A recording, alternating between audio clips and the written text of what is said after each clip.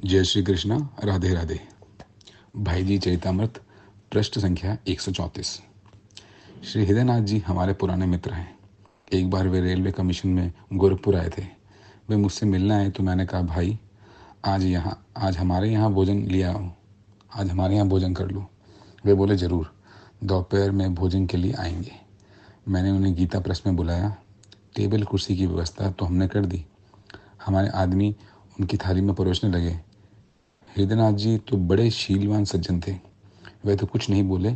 उनके पास एक सज्जन व्यक्ति थे, वो उन्हीं के पास बैठे थे। उन्होंने कहा, आप लोग आजकल की प्रणाली से सर्वथा अनभिज्ञ मालूम होते हैं। मैंने पूछा, कैसे? बोले, ये बार बार आके पूछते हैं क्या चाहिए, ये दें वह दें। अरे सीधी सी बात है, चम्मच हमारे पास है, आप उन चीज़ों का बर्तन हमारे पास ले आइए जो चाहिए, हम स्वयं उनमें से ले लेंगे। मैंने कहा, भाई ठीक बात है। उसी प्रकार की व्यवस्था कर दी। हृदयनाथ जी हंसने लगे। बोले, भाई जी क्या बात है? मैंने कहा, आप चुपचाप रहिए। पहले ये प्रणाली कुछ घरों में थी, कम से कम राजस्थान निवासियों के घरों में नहीं थी। अब ये भ्रष्टाचार हमारे घरों में भी अधिक होने लग गया है। लोग रसोई में भोजन नहीं करते। ये हंसी की बात नहीं है, मैं सच्ची बात कहता हूँ। जो जाति अपनी प्रथाएं, अपनी वेशभूषा, अपनी भाषा, अपने पूर्वजों को मानना छोड़ देती है, वह नष्ट हो जाती है। पाश्चात्य जगत की अच्छी बातों को ग्रहण कीजिए, पर अपनी संस्कृति की रक्षा करते हुए। आज की यूनिवर्सिटियाँ, ये गोरखपुर की बात है, मैं नाम नहीं बताऊंगा। वहाँ यूनिवर्सिटी बन रही थी। यूनिवर्सिटी की जो निर्माण समिति थी, उसका मैं भी एक सदस्य था। सरकार के एक बहुत बड़े अधिकारी जो मेरे मित्र थे, वे वहाँ आए थे। मुझसे उनका बड़ा प्रेम था। मुझसे मिलने आए तो बात ही बात में, विनोद में उन्होंने कहा कि भाई जी, आप लोग 5-6 हज़ार गुंडे निर्माण करने का कारखाना क्यों नहीं बना रहे? वे कई जगह वाइस चांसलर रह चुके थे। मैंने कहा, आप कैसे कहते हैं? उन्होंने कहा कि 50 वर्षों के अनुभव के आधार पर कह रहा हूँ, आज की यूनिवर्सिटियाँ मनुष्य निर्माण नहीं कर रही। मैंने कहा कि ये अतिशयोक्ति है। वे बोले कि अतिशयोक्ति ज़रूर है, लेकिन बहुत अंशों में सत्य है।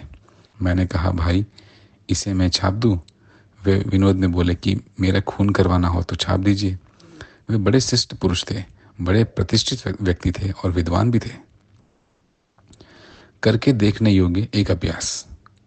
एक अंग्रेज थे, रॉबर्टसन। वे मेरे मित्र थे। एक बार वे गोरखपुर आए। मैं किसी काम से उनके पास गया। वे बेचारे बड़े सीधे थे। उनकी जेब में एक गणेश जी का फोटो था। उन्होंने फोटो निकाल कर देखा, फिर रख दिया। थोड़ी देर बाद फिर निकाल कर देखा, फिर रख लिया। मैंने पूछा, ये क्या बात है, आप बार बार क्या देख रहे हैं? उन्होंने कहा, हमारे यहाँ एक चपरासी रहता था। उसने कहा, ये जो देवता है हाथी की सूंड वाले, ये गणेश देवता हैं।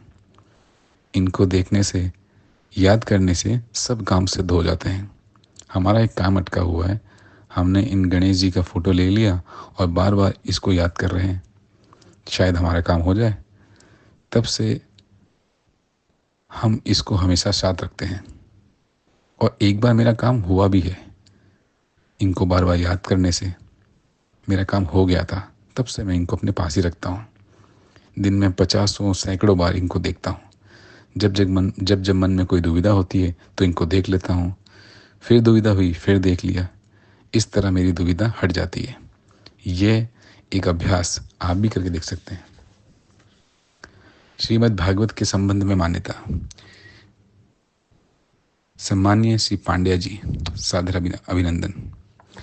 भागवत के संबंध में मेरा मत पूर्णांश में आपसे मेल नहीं खाता। रहस्यमय वर्णन होने पर भी मैं भागवत को बहुत ही ऊंचा आध्यात्मिक ग्रंथ मानता हूँ, और अनुभव के आधार पर मैं ये निवेदन कर सकता हूँ कि मुझे भागवत के अध्ययन से बहुत कुछ लाभ पहुँचा है। आप विश्वास कीजिए कि रास पंचाध्यायी के बारे में बार बार अध्ययन करने पर मेरे काम विकार के नाश में अद्भुत सहायता पहुँचाई है, और मुझे रास पंचाध्यायी की फलश्रुति बताने वाली उक्ति के सत्य होने में विश्वास हो गया है। इतना होने पर भी मैं इस रास पंचाध्यायी का प्रचार नहीं चाहता, और ना मैं उसे सबके पढ़ने की चीज मानता हूँ। सर्वसाधारण की दृष्टि से आपका लिखना बहुत अंशों में ठीक ही है। रही भगवान की मूर्तियों की बात, सो भगवान के महान सुंदर रूप में सुकुमारता और शूरता दोनों ही लीलाएं होती है। श्रृंगारपूर्ण मूर्तियों का जो अत्यधिक प्रचार हो रहा है, उसमें जहाँ तक युवक युवतियों की मनोवृत्ति को गिराने वाली बातें हैं, कम से कम उन सब का प्रचार तो रुकना ही चाहिए। परंतु इसके बाद भी मेरी ये मान्यता है कि चित्रकार अवश्य ही ऐसी मूर्तियां नहीं बना सकते। श्री राम, श्री कृष्ण की भूषणों से सज्जित मूर्तियों में भी रहस्य और सत्यता है। ये कोई कल्पना नहीं है, परंतु अपने निजी अनुभव के आधार पर मुझे इनकी सत्यता पर पूर्ण विश्वास है। उस अनुभूति युक्त विश्वास को ना तो किसी के सामने प्रकट करने की आवश्यकता है और ना उसमें कोई लाभ है। ये तो निजी बात है जो प्रसंगवश लिखी गई। आपका हनुमान प्रसाद पोद्दार। मंत्रानुष्ठान के संबंध में अनुभव। स्वामी योगानंद जी अनुष्ठान साधना के एक मर्मज्ञ महात्मा हो गए हैं। बंबई में भेंट होने पर उन्होंने इस विद्या के सहारे श्री भाई जी की कुछ सहायता करने की इच्छा प्रकट की थी, किंतु भाई जी सकाम साधना के विरोधी थे, अतः सहमत नहीं हुए। आगे चलकर उन्होंने एक मित्र को आपदग्रस्त देखकर उनके कष्ट निवारणार्थ स्वामी जी द्वारा निर्दिष्ट मंत्रानुष्ठान किया। उसका विवरण श्री भाई जी के शब्दों में पढ़िए।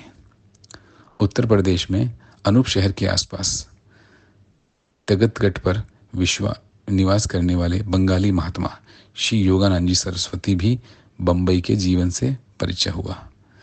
यह परिचय पंडित श्री लाल जी याज्ञिक के द्वारा हुआ।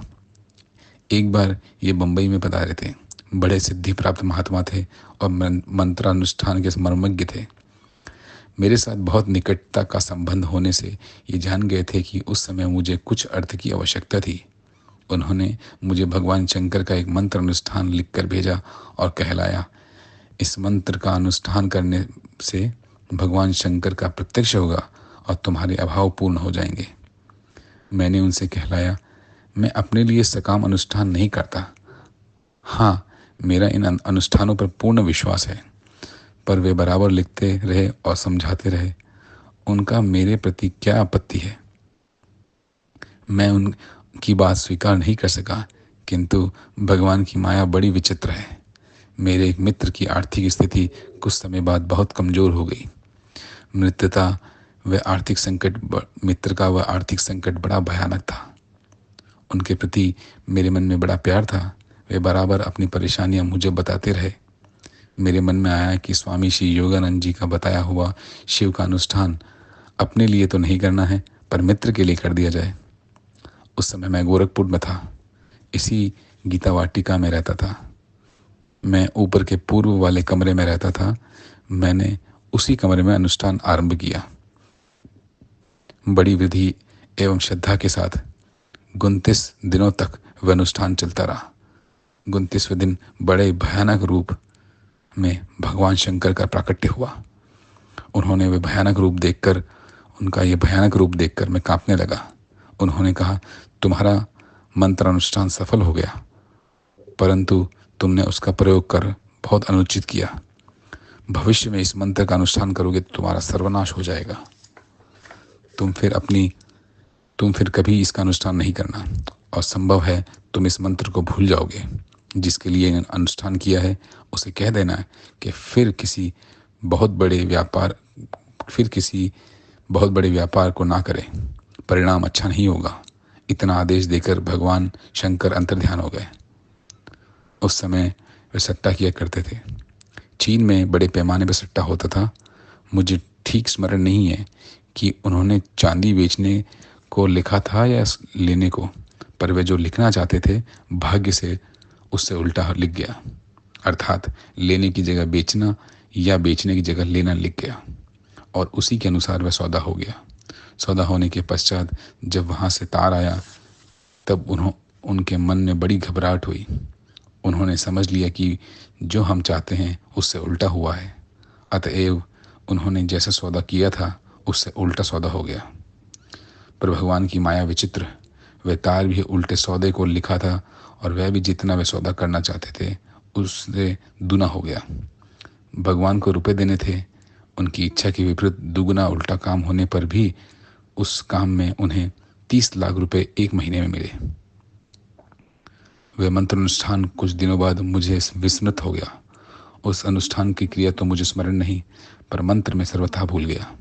इस मंत्र अनुष्ठान के प्रयोग से मैं इस निष्कर्ष पर पहुंचा कि इस युग में भी देवता सिद्ध होते हैं, उनके दर्शन होते हैं तथा उनकी आराधना में नवीन प्रारब्ध का निर्माण होकर कार्य सिद्ध हो सकता है।